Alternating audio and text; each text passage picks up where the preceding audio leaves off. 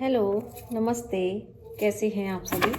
उम्मीद करती हूँ अच्छे होंगे, स्वस्थ होंगे और मस्त होंगे और लगातार अपने जीवन में सकारात्मकता की तरफ बढ़ रहे होंगे।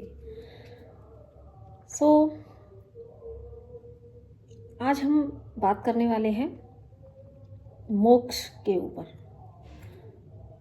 मोक्ष के बारे में हमने जब भी सुना तो हमारे जेहन में मोक्ष शब्द आते ही सिर्फ एक ही बात आती है कि मोक्ष का मतलब है, जितना हमने उसको समझा, जो हम बाहर लोगों से सुनते आए हैं। और बेसिकली उसका मीनिंग यही है कि मोक्ष का मतलब इस जन्म मरण से छुटकारा पा लेना, मुक्त हो जाना। लेकिन आज बहुत गहनता से इस तथ्य की तरफ साधना में मुझे ले जाया गया और मैंने इसको बहुत गहराई से समझने की कोशिश की कि क्या वाकई में सिर्फ जन्म मरण के चक्र से छुटकारा पा लेना ही मोक्ष है। तो अंदर से मैंने बहुत प्रार्थना करी भगवान से कि प्लीज़ मुझे सही इंसाइट दीजिए कि मोक्ष, क्योंकि देखो हम साधना कर रहे होते हैं, हम बहुत सारी चीज़ें कर रहे होते हैं, हम धीरे धीरे डिटैचमेंट प्रैक्टिस कर रहे होते हैं और लगातार हमारे सामने कुछ ना कुछ चैलेंजेस आते रहते हैं और हर उन चैलेंजेस से हम पार करते हुए आगे बढ़ते चले जाते हैं। लेकिन एक स्टेज पे आके आज ये जो है अंदर चीज़ें आई कि क्या वाकई में सिर्फ जन्म मरण के चक्र से छुटकारा पा लेना, बिकॉज ये एक कर्मा फैक्टर है, हम कर्मा से बंधे हुए हैं। लेकिन डेफिनेटली जन्म मरण के चक्र से छुटकारा पाना ही मोक्ष है और ये हमें उस स्टेज तक पहुंचना है, ठीक है।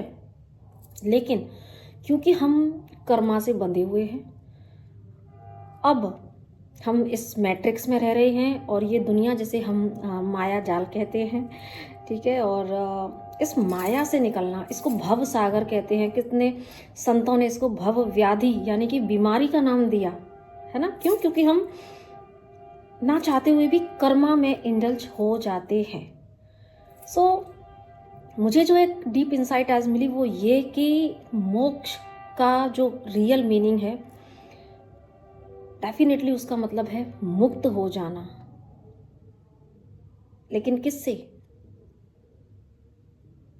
मुक्त हो जाना? अपनी इच्छाओं से मुक्त हो जाना, मोह से मुक्त हो जाना, मान अपमान, भय, निराशा, हर चीज़ की इन चिंताओं से मुक्त हो जाना, पीछे की सारी यादों से मुक्त हो जाना, भविष्य की चिंता से। क्योंकि जब तक हम इस एनर्जी में नहीं आते तब तक हम वाकई में ये जो जन्म मरण का चक्र है उसको तो हम नहीं उससे तो हम नहीं बच सकते। तो बेसिकली मोक्ष का जो मतलब मुझे समझ आया वो ये कि मोक्ष का मतलब है मुक्त हो जाना और इस संसार में रहते हुए ही खुद को एक मुक्त अवस्था में ले आना, जहाँ पे आप कर्मा तो कर रहे हैं लेकिन आप उस कर्मा से निर्लिप्त हैं। जैसे मुझे ना श्री कृष्ण भगवान का बड़ा अच्छा याद आया उस समय कि एक के बाद एक चीज़ें आती जा रही थी। तो मुझे याद आया कि श्री कृष्ण भगवान ने जब इस धरा पे आए, सारे कर्म किए उन्होंने। वो एक वो अच्छे बुरे तो ऐसा है कि ये तो लोगों के अपने अपने परसेप्शन होते हैं, लेकिन मैंने जितना हमने देखा है कृष्ण भगवान को, वो एक ग्वालों के दोस्त भी बने, वो जो है एक प्रेमी भी बने, वो पति भी बने, वो एक राजा भी बने, ठीक है। और कुछ लोग जो उनके शत्रु भी रहे हैं, उनके ऐसी बात नहीं है कि उनसे लोग शत्रुता नहीं करते थे, है ना। कितने लोग उनसे शत्रुता करते थे, शिशुपाल को ही ले लीजिए आप, ठीक है। लेकिन मतलब उनको गिराने वाले भी लोग बहुत थे उस समय। पर श्री कृष्ण भगवान हर एक रोल में फिट बैठते थे, ठीक है। शत्रुता भी निभाई तो बड़े अच्छे से निभाई, ठीक है। एक मुस्कान हमेशा एक मुक्त होने की मुस्कान उनके चेहरे पे हमेशा रहती थी। चाहे कितना भी बड़ी परिस्थितियां आई उनके जीवन में, क्या उन्होंने कितने सारे राक्षसों से, इनफैक्ट उनका तो आप जानते हैं कि पैदा होने से लेके और एंड तक जो है कितने हमेशा जूझते रहे इन सारी परिस्थितियों से, राक्षसों से। महाभारत हम सभी जानते हैं, लेकिन हमेशा उनके चेहरे पे एक मंद मुस्कान रहती थी, और उनकी ये जो मुस्कान है वही हमें मुक्त होना सिखाती है। क्या हम अभी उस स्टेज में आए हैं कि जहाँ हमारे सामने विपरीत परिस्थिति आती हैं, क्या हम उन विपरीत परिस्थितियों में मुस्कुरा पाते हैं? जरा सी किसी ने हमसे कुछ अपमानजनक बात कह दी तो हम तुरंत ही ट्रिगर हो जाते हैं, हम रिएक्ट करने लगते हैं। अभी बहुत सारी इच्छाएं हैं, इच्छा करना बुरी बात नहीं है, लेकिन उन इच्छाओं से जब हम अटैच होके कर्म करने लगते हैं तो वहाँ हम अभी अटैचमेंट में हैं। और मोक्ष का जो अर्थ है वो है मुक्त हो जाना। जहाँ आप अपने कर्म भी कर रहे हैं तो वहाँ फल की इच्छा ना हो, वहाँ जस्ट आपका एक ही परसेप्शन हो कि यस ये मेरा कर्तव्य है, मुझे करना है, फल प्रभु देखेंगे। और मतलब ये भी भाव आना कि फल मिलेगा भी या नहीं मिलेगा। तो अगर हम इस हद तक मुक्त हैं तो हम मोक्ष, इस संसार में रहते हुए ही हम मुक्त हैं। ये मुझे आज समझ में आया कि मोक्ष की सही डेफिनेशन तो यही है। क्योंकि देखिए, अगर ना, मुझे एक चीज़ और याद आई कि कई बार ऐसा हमने सुना है, होता भी है कि समय समय पर संत या कोई विरली आत्माएं जो अपने इनर वर्क से, जो अपनी साधनाओं से मुक्ति पा चुकी हैं, उसके बाद भी वो धरती पे आना चूज करती हैं, हम जैसे सभी सोल्स के उद्धार के लिए। और जब वो धरती पे आती हैं तो वो इस मैट्रिक्स में फंसती नहीं है, वो सिर्फ अपने कर्म करती हैं निर्लिप्त भाव से। तो ये जो समय समय पे संत आते हैं, जैसे गुरु नानक देव जी हुए, गुरु साईं बाबा हुए, है ना, संत नामदेव जी हुए, और भी बहुत सारे संत श्रेणी के जो भी लोग हैं, ठीक है। तो ये संसार, हमने देखा इनका जीवन कैसा था संसार में रहते हुए भी। तो जस्ट लाइक एक कमल का जो एग्जाम्पल होता है कि कमल कीचड़ में रहता है लेकिन उसका फोकस सिर्फ सूर्य पर होता है। आई थिंक सूरजमुखी का होता है सूर्य पे, लेकिन हाँ, मुझे कमल का भी कुछ कुछ ऐसे ही याद आ रहा है, क्योंकि सूर्य की रोशनी से ही वो पनपता है। और नीचे जो जल होता है, हमने देखा है कि हमेशा कीचड़ में खिलता है ना, और उसके बाद भी कभी वो उस गंदगी से प्रभावित नहीं होता। इनफैक्ट कमल के पत्ते पे जो बूंदें भी होती है ना, पानी की बूंदें भी आती है, वो फिसल जाती हैं। इसको कहते हैं मुक्ति। कीचड़ में है, उसके बाद भी उस कीचड़ की गंदगी उसको छू तक नहीं पा रही, पानी की बूंदें भी फिसल के चली जाती हैं। ठीक है, सूर्य वाला उदाहरण अगर मैच ना करे तो इसको अदर वे में मत लीजिएगा, क्योंकि मुझे जो याद आया मैंने वो यहाँ पे बोल दिया है।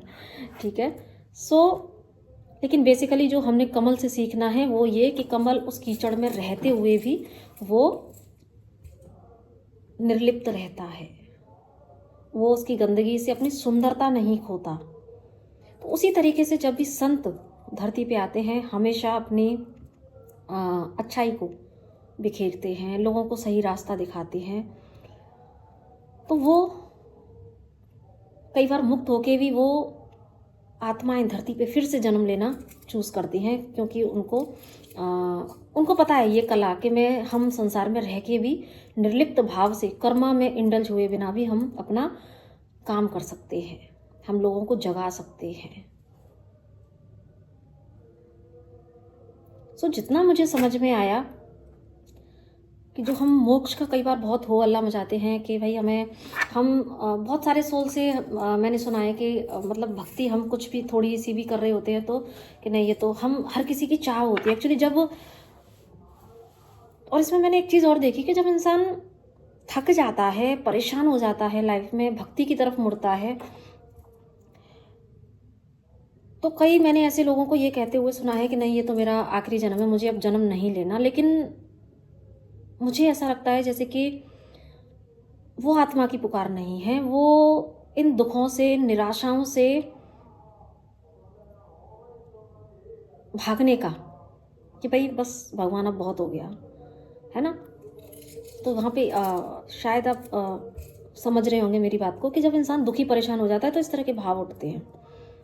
लेकिन एक होता है कि मोक्ष उस अवस्था में आप स्वतः प्राप्त कर लेते हैं जहाँ आपको सुख दुख, मान हानि, सफलता असफलता, पास्ट फ्यूचर, हर चीज़ में समभाव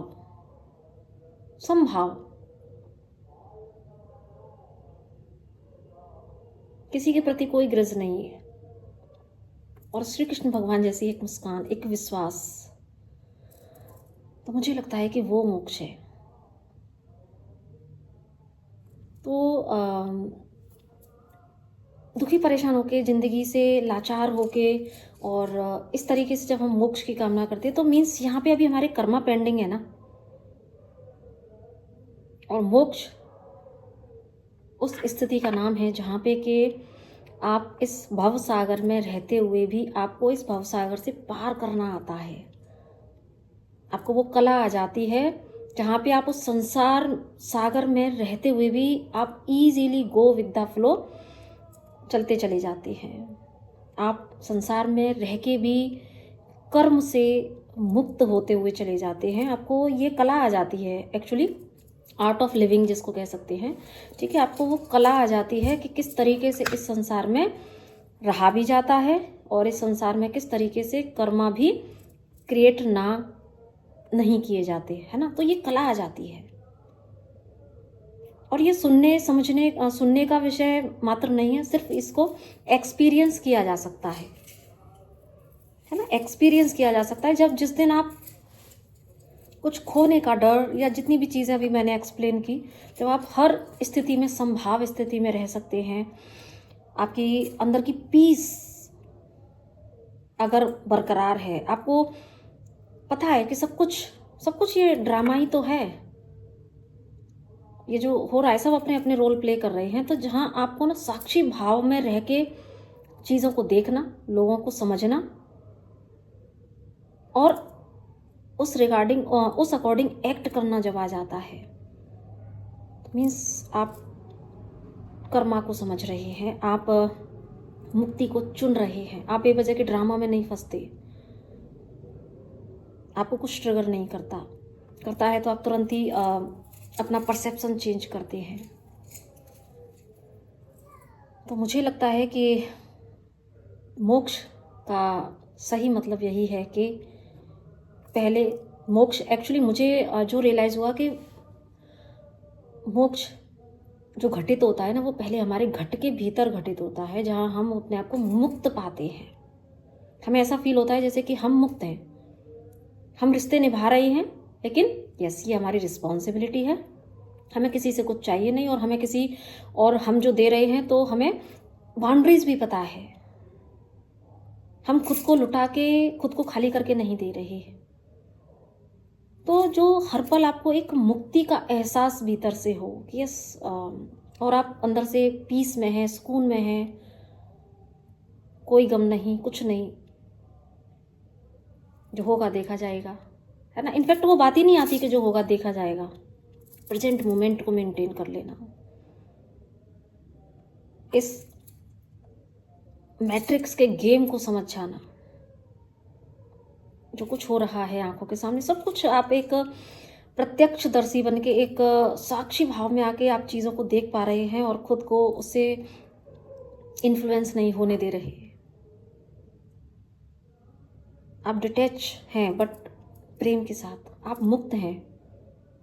तो ये जो मोक्ष की स्टेज है ना, वो कहीं ना कहीं भीतर घट में महसूस होती है। उसका रियलाइजेशन पहले घट में भीतर होता है, और जब घट में रियलाइजेशन हो जाता है तो आपको समझ आ जाती है, आपको आर्ट ऑफ लिविंग आ जाती है, आपको आर्ट ऑफ कर्मा समझ आ जाता है कि किस तरीके से हमें कब कहाँ कौन सा एक्शन लेना है, जहाँ हम हमारी पीस को ख़राब ना करें और हम हर समय श्री कृष्ण भगवान की तरह एक मंद मुस्कान के साथ जी सकें। सो ये कुछ मुझे रियलाइजेशंस हुए आज, तो मैंने तुरंत ही वीडियो रिकॉर्ड कर दिया है। सो आई होप कि आपको ज़रूर से अच्छा लगा होगा, और आप भी अपने विचार रख सकते हैं। जितना मुझे रियलाइज़ हुआ आज चीज़ें, तो श्री कृष्ण भगवान की कृपा से मैंने जो समझा वो आज साझा कर दिया। बाकी तो आपके अपने विचार हो सकते हैं, ठीक है। सो आपको अच्छा लगे, अगर जिनको भी अच्छा लगे तो ज़रूर से वीडियो को लाइक कीजिएगा, शेयर कर सकते हैं, शेयर कीजिएगा। बाकी आपकी